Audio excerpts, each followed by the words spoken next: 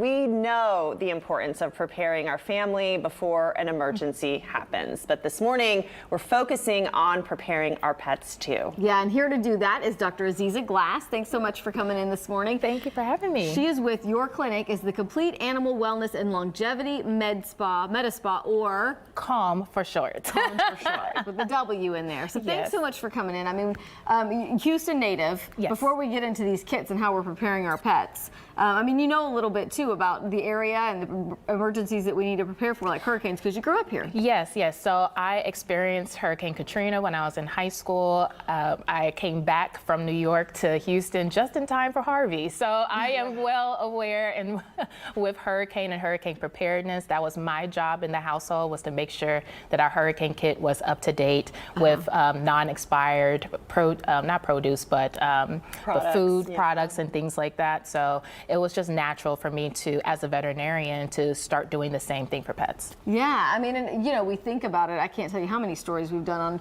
putting your kit together for humans, but this might be the first one that I've heard talking about what we need in sort of to prepare your pets. Yeah, and it's one of those things that's interesting. Pets are our family members, and when we are preparing these kits for ourselves, we need to start thinking about the type of needs that our pets are going to have as well. And if you are proactive, if you are well prepared, then you're not going to be nearly as stressed. Your pet won't be as stressed because they can pick up on our emotions too. Yeah. And the whole process, which is already going to be a little traumatic when you're evacuating, will just be that much more efficient, and we're hoping that it'll just make the process much more smooth. Yeah, and I know some of the things, like when we talk about, like, obviously enough food, or if they have medicine and things, you think, well, I can't pack those things in advance, because I see here you have, like, maybe your pet's used to eating fresh food. You're not going to pack away medicine that you give your pet every day, but maybe just having that list. Yes, exactly. And then there are some things that you can prepare ahead of time, like making sure that your pet has a dog bowl or a water bottle, and there are something, or even a blanket, a litter box. Some of these things are actually collapsible, so it helps to save space as well. Making sure that there's at least an extra leash and collar. Yeah. You know, some of the things that it doesn't matter how early in advance that you pack it, you already know that it is right there. Yeah. All right, so let's talk about some of the things that you brought here, and we're going to build an emergency kit for our folks at home. Yes, so one of the things that, like I just said, the collapsible items, I love them because they do save so much space, and you already know that it's right there. Your pet is going to always need a fresh source of water and for food. Another thing is making sure that they have something like a first aid kit.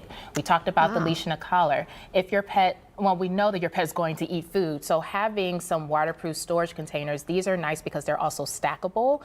You can already have them labeled. If you have a pet that prefers fresh food, like Fresh Pet, then having already a styrofoam container set aside, you already have some ice packs that are in the freezer ready to go. Yeah. So that way, when it's time to evacuate, you just put everything in the styrofoam container and it's all set. Another thing, let's not forget about our cats. Our cats are also going to leave litter, things like that. So having a collapsible litter box is also going to be nice. Maybe even their favorite blanket or something that you know that has your scent on it. That will be nice. Having some waterproof bags. Now, this is a little bit more of the fancy side. You can also use Ziploc bags if you're wanting to save some money.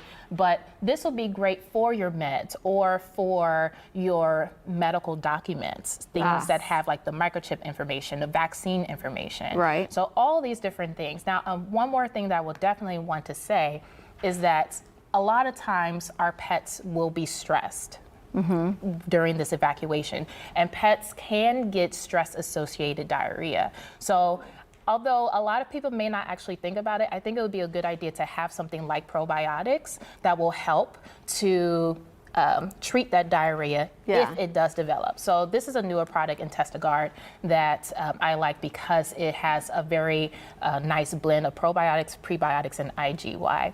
And then of course, Obviously, none of this is to scale. This tote cannot can't fit all this in cannot there? fit all of that in here. But for the purpose of this demo, having a nice dedicated tote, just like we would have for ourselves, would be great. Yes, that's huge. Yeah, I mean, something like, I just wanted to ask Dr. Glass, I mean, in terms of a probiotic, prebiotic, and you having that in your kit, you probably want to introduce that to your pet before to make sure, because you don't. Oh yeah, absolutely. So this is something, we don't want too many new stuff, Right. especially like new food.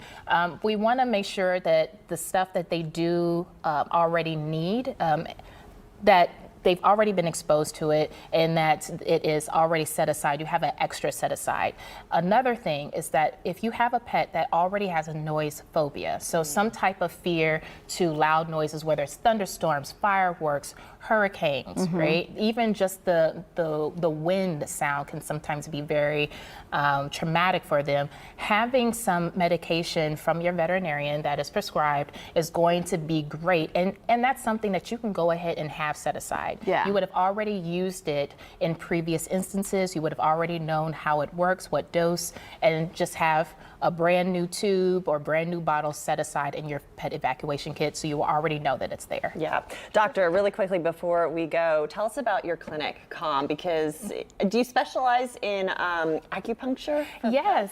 So Calm is a veterinary practice where we promote integrative medicine. So yes, we are a full service veterinary clinic. We do everything from surgeries, dental cleanings, vaccinations, but we also integrate the holistic side that we know is going to help take care of our pets, like acupuncture, laser therapy, herbal meds, food therapy. So we are really trying to promote veterinary medicine where we are addressing every single point and have as customized treatment plan as possible for every unique pet. Yeah, very cool. That's really cool. Pet acupuncture, we need you back just to talk about that. Oh, yes. There's so many wonderful things that acupuncture can do, from pain management to treating diarrhea, behavioral issues, neurologic issues. So there's a reason why it is becoming a really hot topic in veterinary medicine and in human medicine. Yeah, awesome. So Calm, CAWLM. If people were to look you up, where's your clinic? So our clinic is in the Greater Third Ward Museum District area, right on San Jacinto Street, 4902 San Jacinto Street. And you can call at 832-662-2956 or even go to our website and book an appointment online. Awesome. Right. Dr. Aziza Glass, thank you so much for joining us. Thank you for having me. And next time, acupuncture. Okay. Right. Coming back. We'll be talking about that.